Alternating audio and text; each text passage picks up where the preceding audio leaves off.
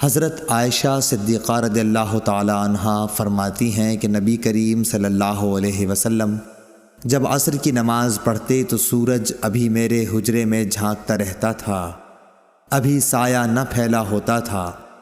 امام بخاری کہتے ہیں کہ امام مالک اور یحییٰ بن سعید، شعیب رحمہم اللہ اور ابن ابی حفصہ کی روایتوں میں ظاہری سے والشمس قبل ان تظہر کے الفاظ ہیں، جن کا مطلب یہ ہے کہ دھوپ ابھی اوپر نہ چڑھی ہوتی۔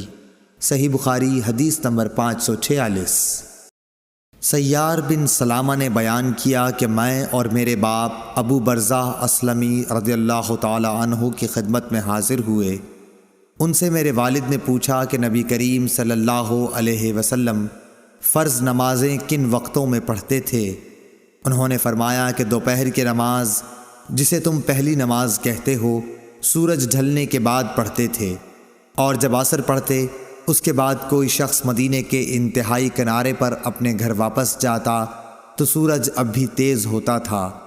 سیار نے کہا مغرب کے وقت کے متعلق آپ نے جو کچھ کہا تھا وہ مجھے یاد نہیں رہا، اور عشاء کی نماز جسے تم عتمہ کہتے ہو اس میں دیر کو پسند فرماتے تھے، اور اس سے پہلے سونے کو اور اس کے بعد بات چیت کرنے کو ناپسند فرماتے، اور صبح کی نماز سے اس وقت فارغ ہو جاتے جب آدمی اپنے قریب بیٹھے ہوئے دوسرے شخص کو پہچان سکتا، اور صبح کی نماز میں آپ 60 سے 100 تک آیتیں پڑھا کرتے تھے۔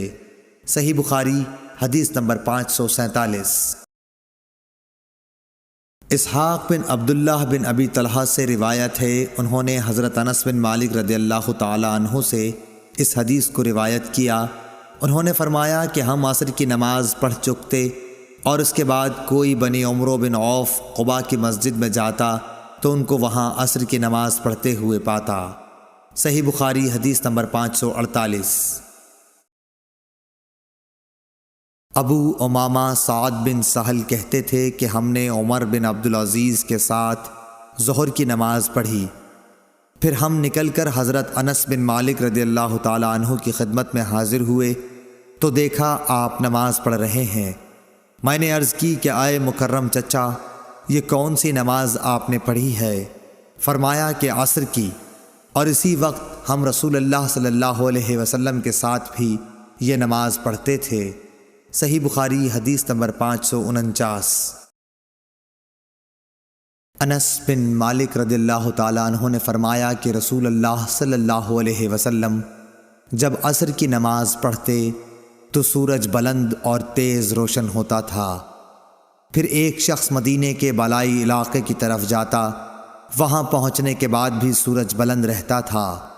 ظاہری نے کہا کہ مدینے کے بالائی علاقے کے بعض مقامات تقریباً 4 میل پر یا کچھ ایسے ہی واقع ہیں۔